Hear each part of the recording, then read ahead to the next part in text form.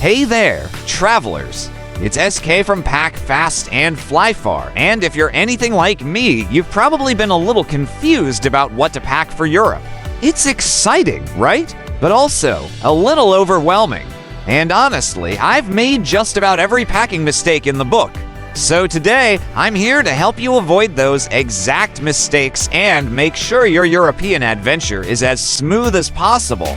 If you're heading to Europe soon, whether it's for a quick getaway or an extended stay, stick around. We're about to cover the biggest packing blunders and how you can fix them so you travel smarter, lighter, and way more organized. Trust me, I've been there rushing to pack and wondering what I forgot. By the end of this video, you'll know exactly what you need and, more importantly, what you don't need. Okay, so let's start with the real issue.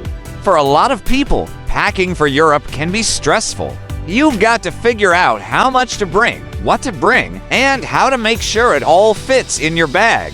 You don't want to overpack, but at the same time, you don't want to be caught without the essentials, right? It's a fine balance. What makes it trickier is the fact that you're not just going to one city and lounging around.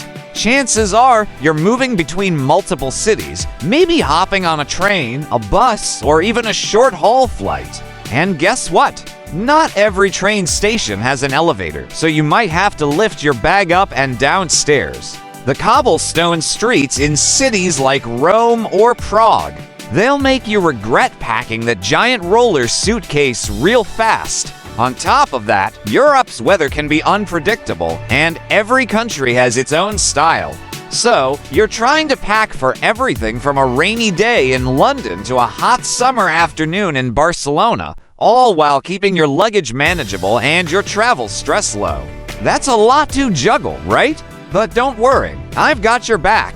I'm going to break down the packing mistakes that everyone makes, yes, even me, and give you clear solutions so that you'll be packing like a pro in no time. Mistake 1. Bringing the wrong bag. Let's talk about the number one mistake I see, and that's choosing the wrong bag. And I'm not talking about just picking any bag you're bringing the wrong type of bag.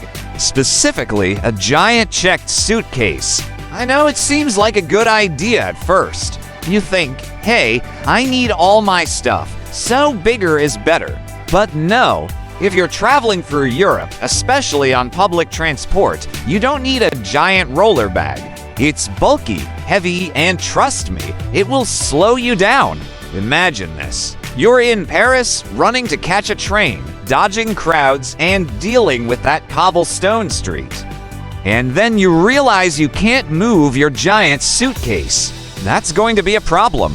So, what's the solution?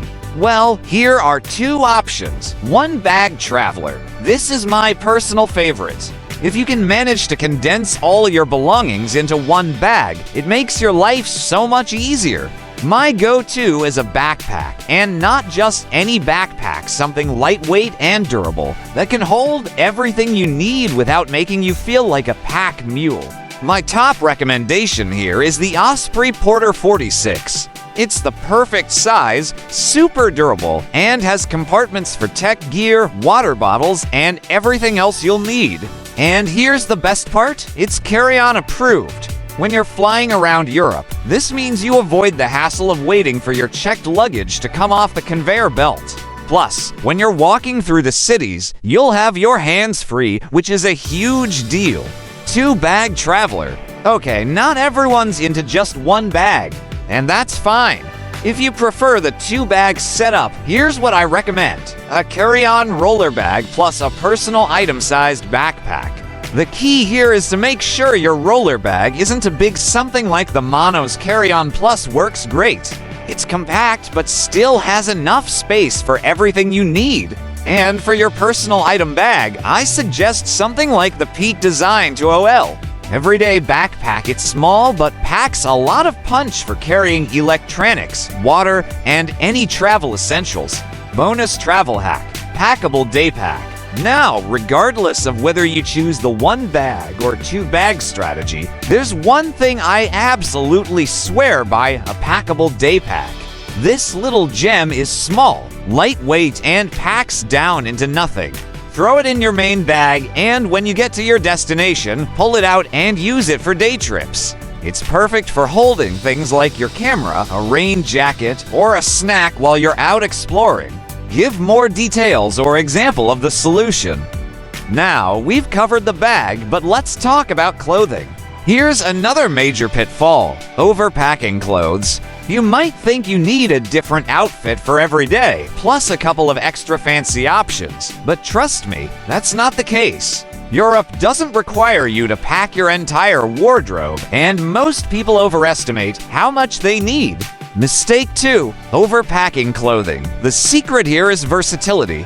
The goal is to create a wardrobe that can be mixed and matched to work for a variety of scenarios. You're going to want to focus on pieces that can be dressed up or down and can handle multiple weather conditions. Stick to a capsule wardrobe. A capsule wardrobe means choosing items that you can mix and match. Focus on neutral colors: black, gray, navy, and white, and try to think in terms of layers. A couple of pairs of pants, a few shirts, a jacket or sweater, and you're good to go. No need to pack 5 pairs of shoes or for dresses. Lightweight, layerable clothing. Layering is key. It lets you adapt to changes in weather without packing heavy jackets or bulky sweaters.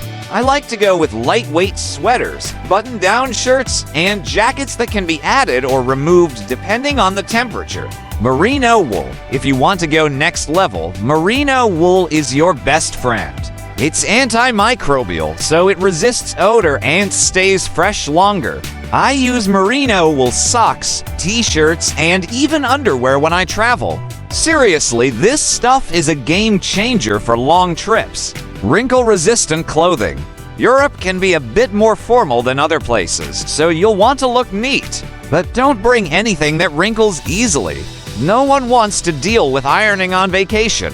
Here's a pro tip: travel size wrinkle release spray.